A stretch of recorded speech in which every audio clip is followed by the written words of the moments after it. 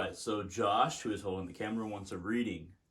This reading is going to be a little bit different than how most people do readings. I've done readings like this before, and they've always actually worked out very well. So what I'm going to do is he picked out these 3 stones from 2 bags of stones of probably about 25. These 3 stones are going to signify the 3 different gods that I call upon to inform the runes and their placement upon this cloth. So I'm actually going to draw the runes and give the reading before I read the question. His question is within this bookmark. Have I read that question, Josh? No. Okay, I have not read that question. I will read it after the reading. So what I'm going to do is I'm going to set up these 3 stones, and then let's get started.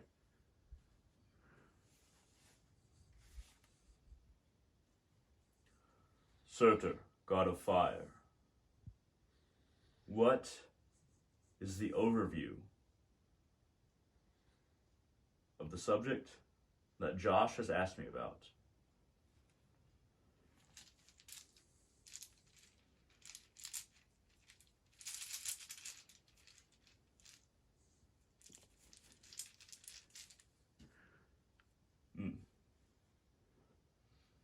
Jorah, earth. What is the challenge? The question that Josh has asked me about.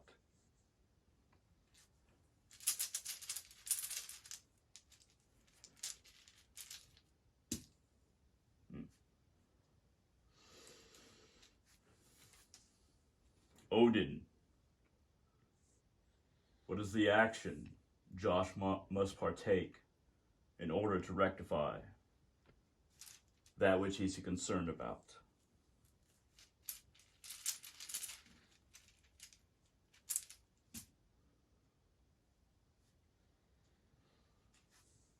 All right, now that I have my runes, I'm going to interpret before reading the question.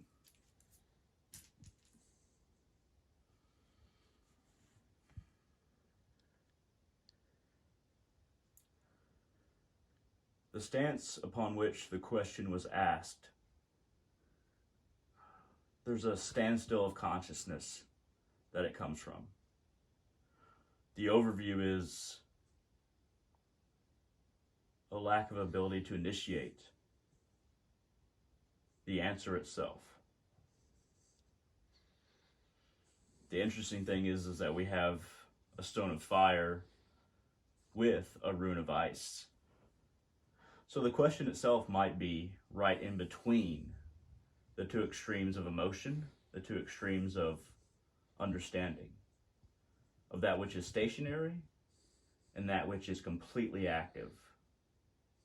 In a way, it's a very human overview because we exist between Niflheim and Muspelheim in the world that we find ourselves in.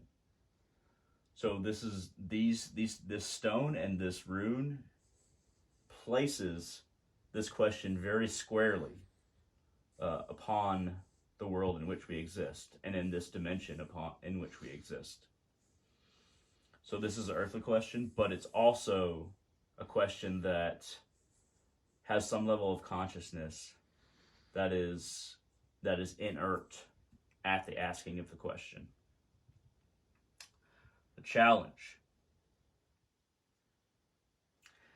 The interesting thing about this is that this is Taiwaz, the rune of the spiritual warrior. And this denotes earth. It's an onyx type of stone.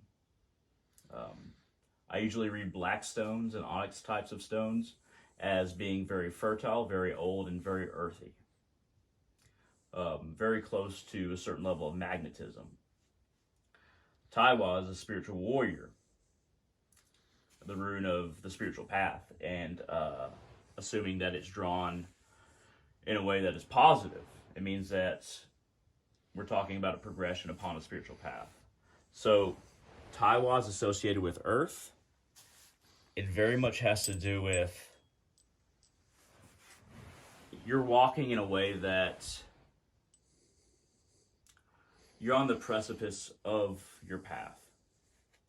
You're not, the challenge itself is the challenge of somebody who is uncertain but stable.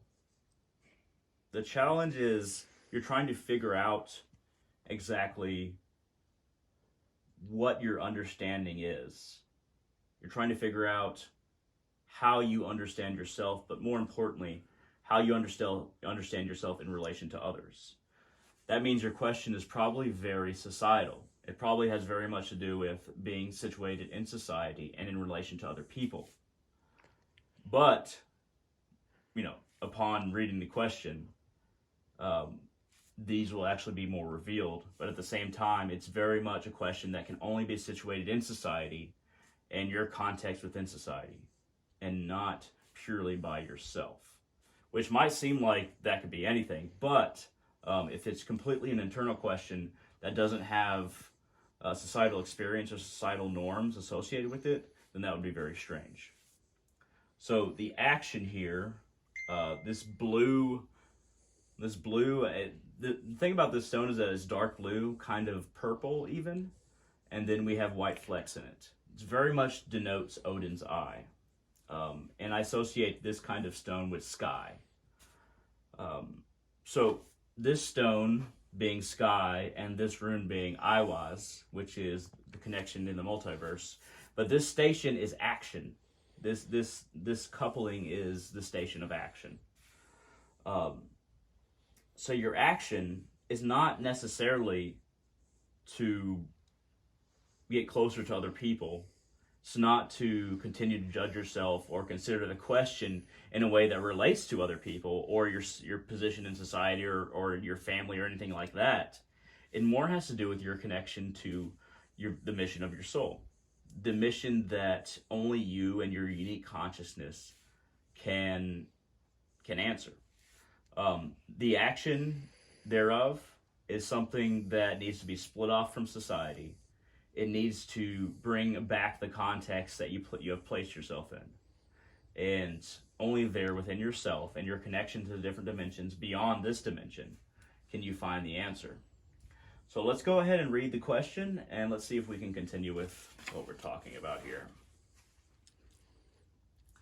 Based on the stones, I choose who was I in a past life.